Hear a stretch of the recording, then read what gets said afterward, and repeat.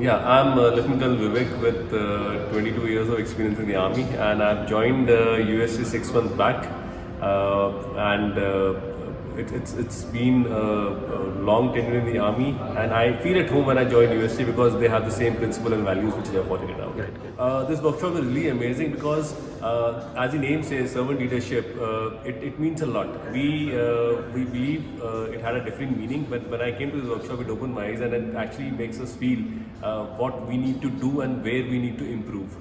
The key takeaways are the whole toolkit, which has been explained in the whole 2-day workshop, and each and every toolkit has its own importance. And implementing that, I think we become a better person in personal life also, and during professional life also. Yeah, it's definitely working in USC because. When I saw the presentation which was given down during the workshop, each and every slide, each and every toolkit related to me for the work which I've been doing in 6 months in USC.